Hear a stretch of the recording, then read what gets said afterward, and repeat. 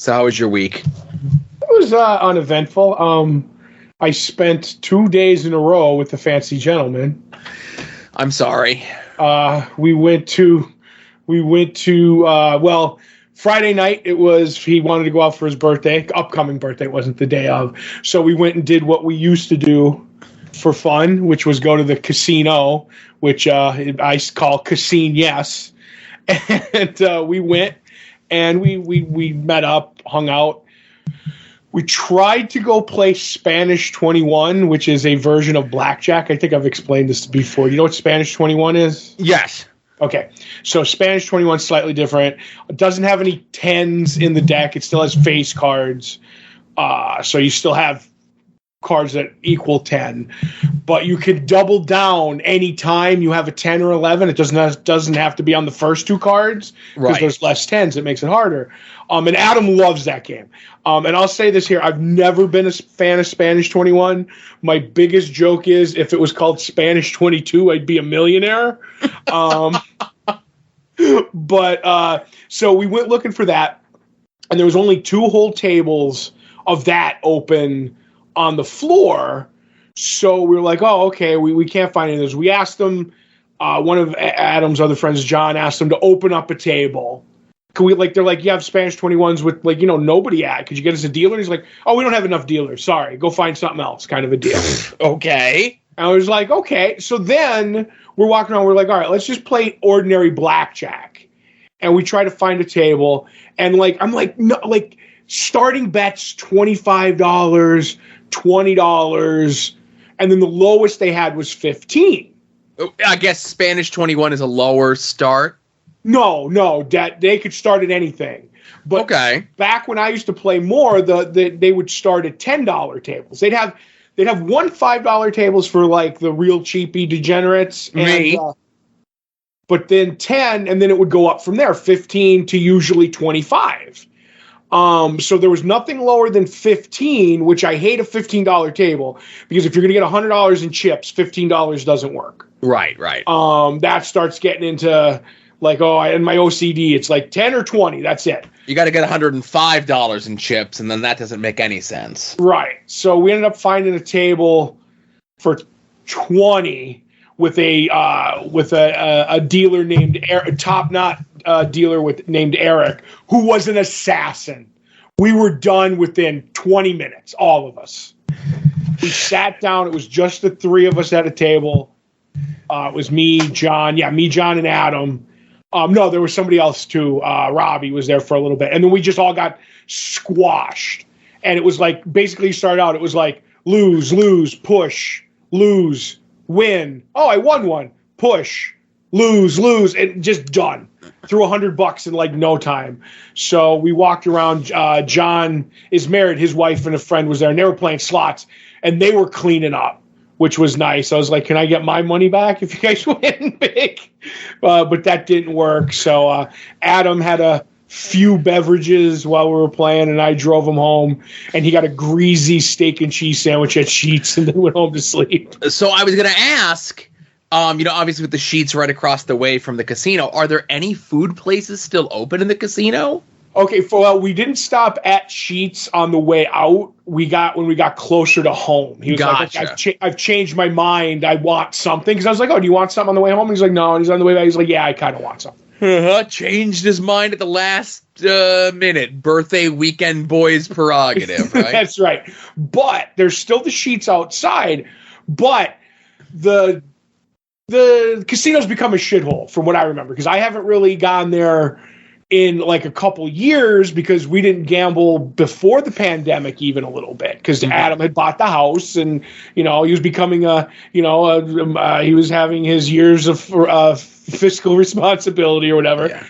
So we went and now there's I don't know, the last time you were there, there's, where Johnny Rockets is and then there's the food court. Yeah. Okay. So there's a pastry place on the left, which has cheesecake and whatever. That's still there. Johnny Rockets is still there. But now Johnny Rockets sells pretzels. I'm like, oh, there's a pretzel place in the food court.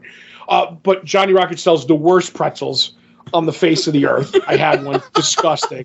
They were dry. The cheese was shitty. I was like, what are you doing to me? So I go back. I'm like, well, there's pretzels here. There must be back here. That wall behind where the pastries are, that's supposed to be like, that was like the ice cream place. The Ben and Jerry's and an Emerald and all that other shit. That's all a solid wall now. Ugh. There's nothing there but sanitizer dispensers. Is the Tony Luke still there? Yes, but that was open, and then there was a pizza place there that was closed at 9:00 on a Friday. That's a great sign. Right, which I don't know if they're closed. You know what I mean? Like, they could be gone for good and they just haven't cleaned the place out yet. Yeah. But I was like, 9:00, 10:00. Maybe it was more towards 10, but they were closed. Shut down the gate down and everything. And then they had like a kiosk with like Middleworth's pretzels and sodas and stuff. And that was it. Now there's still like the Ruth Chris's and stuff like that. But I didn't go around and look and see if the buffet is still there. I was like, this blows. And then the other thing, they didn't have a lot of tables out, like open to play. And then on every table, first base had tape and an X over it, so you couldn't play that spot. Which we could not figure out why. When we asked, the dealer's like, I don't know, they just do that. Like, I'm like, so you don't have a lot of tables open, you don't have a lot of dealers. Then if there's 6 spots at a table, you close one off. I don't know. And then the tables, like the actual blackjack tables, like they were all like the felt was all stained.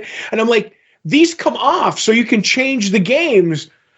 Invest in new like tabletops. I have to assume if they can't keep a pizza place open and they can't keep enough dealers staffed to do like one table of your precious Spanish 21. Oh, they had 2, but they were full. Yeah. Why open a third and make money, you know? Right. Well, again, you have to pay a dealer to do whatever it is that they're doing. And I'm sure they probably make more money from the slot jockeys. Yeah, there is a ton. Like, and the tables, like, it just seems like there's less table area. Like, just for like physical games. Everything was slots, and they were doing brisk business. Oh, yeah. The one thing is I did get to see, because I had never been there before they got sports betting. Yes. Was the sports book area, which John called the saddest sports book in the history of the world. And I looked in, and I was like, yeah, it's less of a sports book, more of a sports pamphlet. So. Oh, my God. It was terrible. It's like a room the size of Comics on the Green. Okay. And they just had like a couple of couches you can make your bets. And I'm like, no, a sports book should have like a lot of room, should have like a bar. I didn't know if there was a bar in there. Should have like food. Because if I bet and I'm there the whole day, you know what I mean? Right. So I don't know, but I kind of want to go down and I want to see if there's anybody anybody on our networks who likes to do opportunities, wants to go to a sports book some Sunday next year. I don't know. How far is Lancaster from us? I don't know. How far is up the road from us? Right. But yeah, so I spent, like I said, the Friday with Adam. Then Saturday I spent some time with Adam and some other people. And then we were going to watch The Last of Us on Sunday. But I think Adam was tired of hanging out with me after 2 days in a row. Right. Now, he claims on Friday that he ran into Fig Daddy Cool, but he's yet to provide any photographic proof of this. That's right. And I did see Fig Daddy Cool say Fig Daddy Cool's everywhere all at once. So... Did you? I was going to say, I figured if anywhere, you would have seen Fig Daddy Cool in the restroom. Oh, yeah. When I went to go to the kiosk, he was getting some Middleworth's barbecued. Right. There you go. I offered him some of my pretzel. He turned it down. Right. But yeah, so, so Adam and you and a ton of us were all up at DJ of Wings on Wings and We Need Wrestling's house with the lovely Michelle. To watch the World Wrestling Entertainment's presentation of the Royal Rumble. Yes. So yeah, it was fun. People were there, had a good time, ate some pizza, ate some little cocktail weenies, and those were good. Watched like 5 hours of wrestling. I will say this: I go up there, and I had a good time. I was talking with you guys, but Michelle fired a lot of shots at me that I liked wrestling. And I was like, I thought we were supposed to be in this together. But if she wants to start a beef, I'm okay with that. All right. She was, and I didn't get to do my joke because she kept going. You know a lot about wrestling. You know a lot about wrestling. You must love it. So when I hear her talk about misogyny, I'm gonna go. You sure know a lot about misogyny. You must really like it, Michelle. just because I'm inundated and assaulted with it and it sticks in my brain doesn't mean I like it. Right. So. It's in there under protest. Yes, under duress. Yes. But I really showed up for the pizza. So that was really... and the Mountain Dew Pitch Black. Let's not sell it short. Let's not mince words. Yes. Right words. But yeah, there was a lot of pitch black. There was a pitch black fountain. Right. which I'm going to blow up DJ's spot. And I'm like, how much was that? And he tells me, and I'm like, that's a lot of money. He goes, I'm just going to clean it and put it back in the box and take it back. Yeah. And as he was doing a test run with it, obviously as it's going through the fountain. Yeah, it's foaming because of the... Okay, well, it's taking all the carbonation out of the soda, right? Mm-hmm. And it said on the thing, it's like, oh, you could use it for soda, right? But you could use it for soda, but it takes all the carbonation out of it. So Pitch Black is like a black beverage, I guess, right? I think it's more of a purple. Okay, so it's black, it's purple, whatever it is. But as they're running the Mountain Dew Pitch Black through the fountain, the foam was blue, like a bright blue. Right. I think it says right on the can, do not use pitch black in a fountain and or consume it. You beat me to it. It just says do not use. That's right. But I drank my first Mountain Dew in my entire life. It was Mountain Dew Pitch Black, zero sugar. Yeah. And it was a soda that I drank. Right. I know you're a crab juice man, so. That's right. But I did have, and I have a couple leftover Mountain Dew Zero Pitch Blacks in my refrigerator to celebrate if a certain team doesn't win the Super Bowl. So, okay. I won't say which one because I don't want to make any enemies on the show on the network because two people in the network have a team in them, and they're both one of the 31 rivals to the Las Vegas Raiders. So, did Tom Brady get traded in between like 2 weeks ago and this week? No, a lot of coaching changes, but no Tom Brady moving yet. I hear the latest rumor is the Jets now. No, that's Aaron Rodgers. The latest rumor for and been going on with Tom Brady is the 49ers, especially after Brock Purdy got his elbow hurt. Oh, poor Brock Purdy. Yep. But I haven't watched that Last of Us yet. It's in the queue to watch. I will say this: the third episode was really good. Like I went to sleep depressed in a good way. Okay. It was a really depressing episode because it's about apocalyptic world, and I was like, this is really good. But that being said, everything with the zombie, not to give anything away, everything with the zombies, I call them zombies because whatever they are, they call them clickers or whatever. Everything with them I find okay with the two main characters, Ellie and Joel, all right. But they do these flashbacks that have nothing to do with the main story, but kind of how we got here. And all that's fascinating. It's so much more well done. And the two characters that were the crux of this third episode, I was like, yeah, I'm down with this show. But the Mandalorian and the small girl from Game of Thrones, I'm like, yeah, you got to get me there. I'm not there yet. So I think you'll enjoy it. It's got a heavy Walking Dead at its peak vibe. You know what I mean? That's a lot of what I see people saying is like watching Last of Us reminds me of how bad the last couple seasons of Walking Dead are. Right. Yep. That's a good way to put it. Yeah. That's everything with me. Anything new with you? Let's get into my shenanigans, huh? All right. Go ahead. All right. So, social media. I regularly tell people how to tweet and so forth, and you learn by doing on here, right? Or not doing in your case. So, Todd, I'm sure you've seen those accounts where they're like nostalgia accounts, where they'll just post up like a picture of like a toy or a scene for like the cast of a TV show, right? Mm-hmm. And it'll say, who remembers this show? And it'll get like 26,000 likes, right? Right. Okay.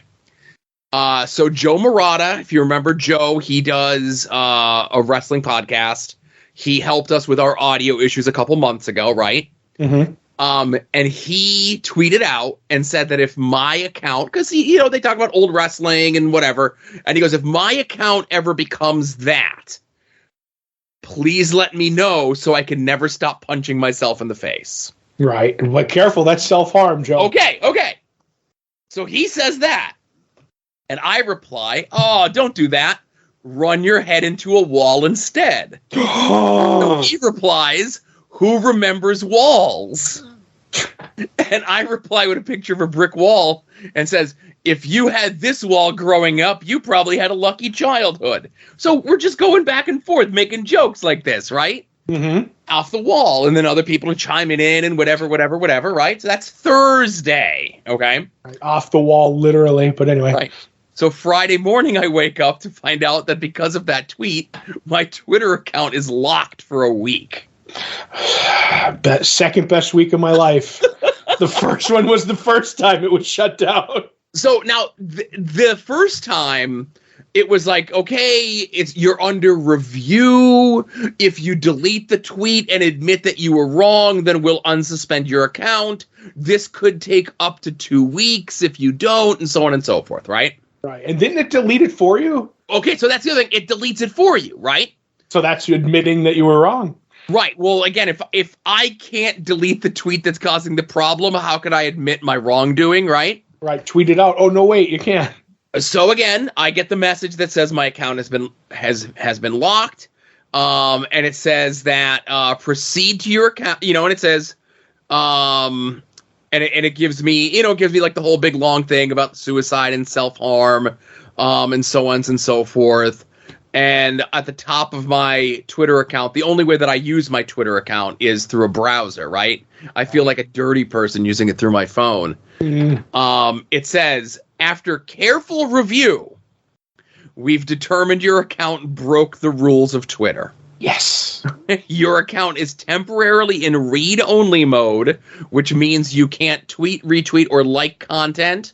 Most accounts regain full access in a week, but it could take longer, right? You're not most people, though, Joe. I am not most people. Now, when I log into my phone, I get like a countdown that says how long it'll be until my account is active again, right? Right. I hope it's an odometer, like on an old car. But go ahead. Now, I literally can't, I could read Twitter from the browser, right? But I can't interact with tweets at all. Because you said at one point you could like them, right? Okay, so on my phone, it was doing the same thing for the first day, and then Saturday night, I noticed it was allowing me to like and retweet stuff, but I couldn't reply. As soon as I hit reply, it would pull up the thing that says my account is locked. I would hit like or retweet, and it would tell me that it was liking and retweeting stuff, but it's not liking or retweeting stuff. It just shows me that I'm liking and retweeting stuff. Right, because I went and I looked. You said that, and I was like, oh, I want to check something out. And I looked, and I went to your page, and there's no tweets, for a couple of days because, you got locked down. Right. And I went to, let me check his likes, and it's the same point. The last time you had a tweet was the last time you had a like, and I'm like, I'll tell him when I talk to him, but it ain't working for him. No, but like I said, my phone tells me it's liking and retweeting stuff, but it's not. I figured that out eventually. Maybe it'll all be liked when you come back. You know what I mean? Yeah. So yeah, it sucks because it's inconvenient, Mm-hmm. And it was just making a stupid joke, and I've been in this situation before where in the past it was okay, as long as I delete the tweet, whatever, you've already deleted it for me. If I admit to my wrongdoing, I get my account back. No admitting to my wrongdoing. They've determined after careful review, a day after I made the tweet, that I need to be taught a lesson, right? Yep. But I will say I have used this time to clean up both the Longbox Heroes and Add-Outs with Wrestling accounts. Okay. Unfollowing people that haven't tweeted in 6 years. Making the unless they follow us, unfollowing the non-wrestling people from the wrestling account.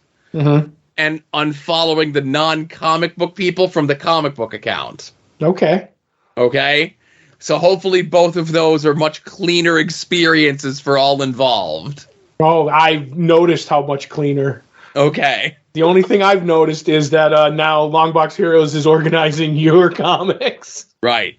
Well, again, I started a thing that I had to, keep rolling, and I'm keeping my Pokemon stuff to myself on those two accounts. There you go. You got to get your own Pokemon account going. I'm not going to get a separate Pokemon account.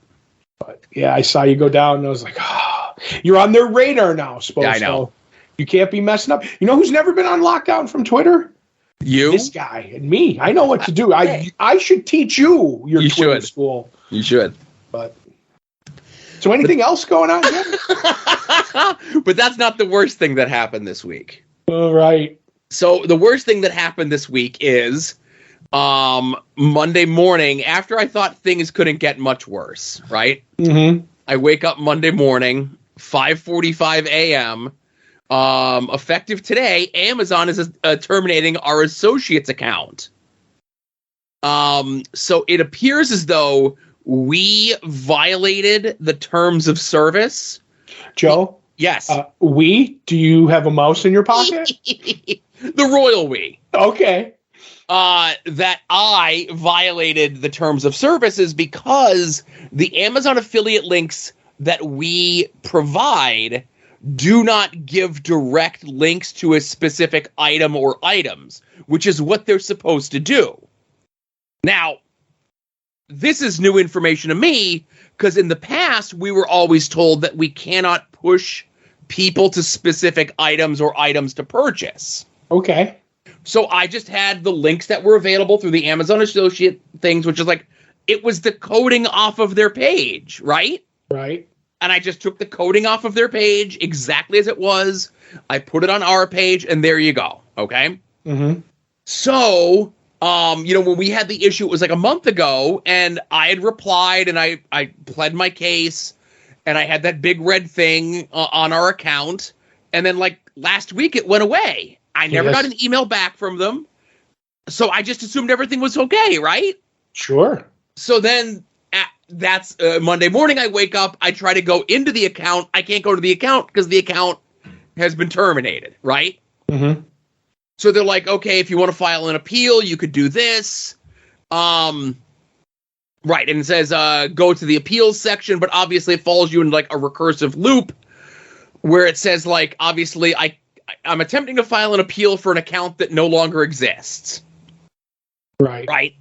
So I have everything else written down. So I'm like, here's the account, and here's when we opened it. We've been following this since the beginning, and then all of a sudden this happened, right? Mm-hmm. So they said that we would hear back from them in a day, and it's been 2 days, and I haven't heard anything back from them, right? 2 days since we're recording this. I doubt we're going to hear anything back, okay? Sure. It's not going to stop me from trying to appeal, but I think that has been closed. Now, the other part of it was... it says that, okay, the related accounts, so unfortunately the ad odds one goes away as well. Okay. I removed all the stuff from the website, which I did.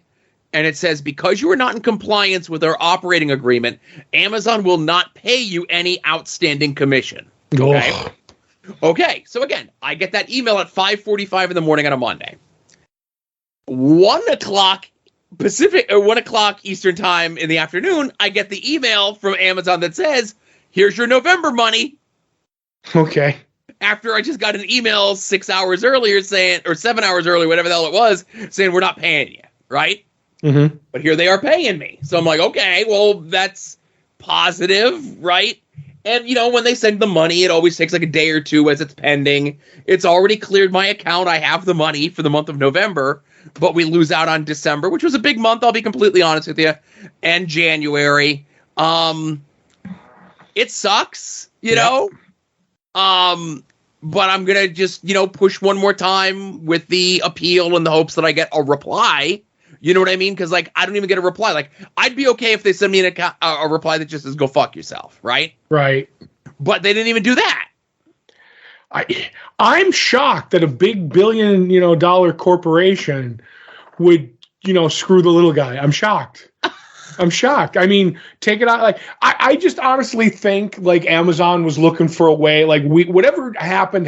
Like you did the explanation. I don't need it again, But like all they need, they're like, okay, no, but what I mean is to go into it, because for what I'm going to explain, it doesn't need to be said. Just, we did something, and they're like, oh, that's something we can use to take it away from, and we can get that penny back from every sale that they would have had, even though it doesn't make any sense, because we're going to run people through to them.